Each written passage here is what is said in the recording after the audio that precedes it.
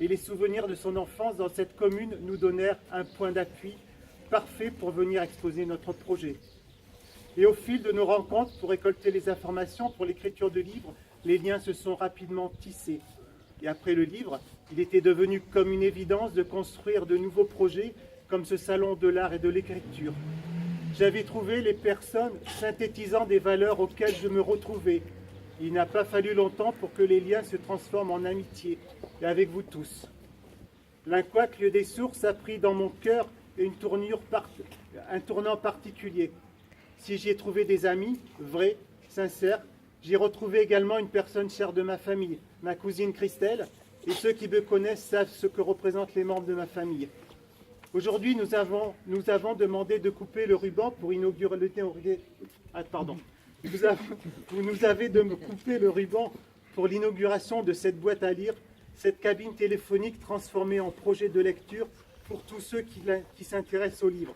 Sachez, mes amis, que je suis honoré d'avoir été choisi, et c'est avec un grand plaisir que nous décrétons cette machine à lire ouverte.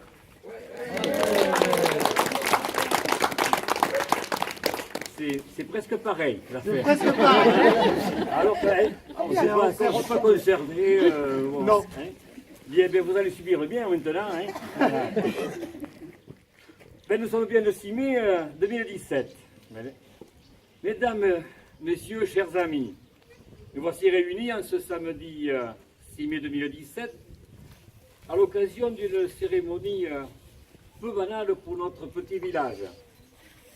L'inauguration de notre boîte à lire.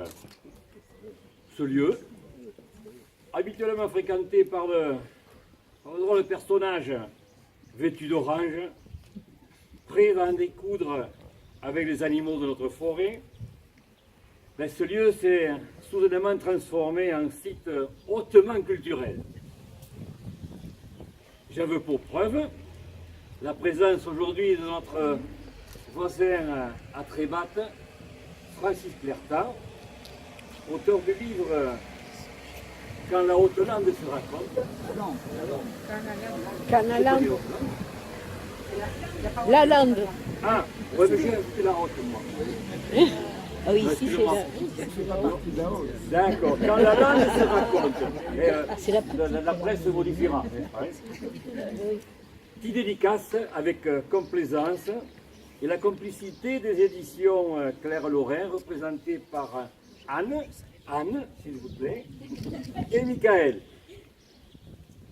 Alors, permettez-moi de revenir aux origines de ce mini bâtiment public. Cette cabine téléphonique, hors d'usage depuis plusieurs années, qui plus est verrue déséquilibrée,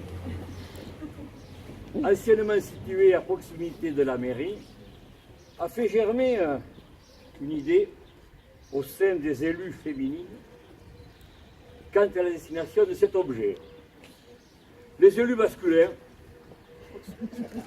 ont trouvé l'intention géniale, n'est-ce pas? Et surtout intéressante budgétairement, hein, Patrick? Dans le sens où une bibliothèque municipale digne de ce nom fut remplacée par une mini, à la taille de notre population.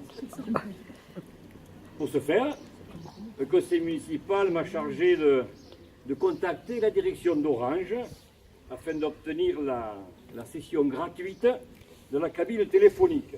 Et ça, on peut le dire à mes collègues, c'est vrai, Orange file toutes les cabines là. Voilà. Ils s'en débarrassent. Une réponse courtoise et affirmative de l'opérateur, après une mise en sécurité et hors tension par le personnel du SIDEC, nous a permis le déplacement par la voie des airs, en l'occurrence le grappin de Jeannot, et l'atterrissage ici sur une dalle de béton confectionnée en régie par Jean-Michel, notre employé commun. Vous remarquerez que cet édifice public, bien que ne figurant pas dans notre agenda ADP, est accessible à tous. la décoration et le règlement à respecter, bien évidemment, hein, ont été réalisés par nos dames élues et secrétaires. La secrétaire n'est pas là, mais bon, elle a participé aussi. Les premiers volumes occupant la majorité des rayonnages, mais il y a un peu de place en bas, oui.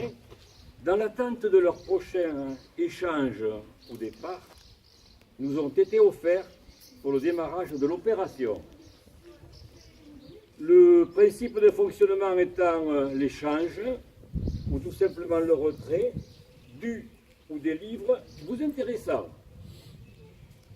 Il est évident que le civisme et la loyauté iront de pair pour le bon fonctionnement de cette boîte à lire, qui demeure en libre accès à toute heure du jour ou de la nuit. Éclairé, divers.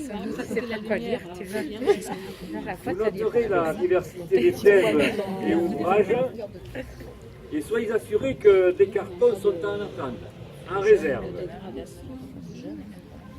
Mais dans l'intention de retrouver traces de notre boîte à lire dans tout l'Hexagone, un mariage,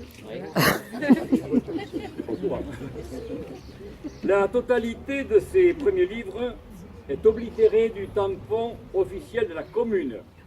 Ce qui fait qu'on peut en trouver en Bretagne pour en trouver en Midi. C'est l'objectif. Pour l'heure, je déclare à mon tour ouverte la boîte à lire de la commune de Lencoac. Merci à toutes et tous et bonne lecture. Bravo.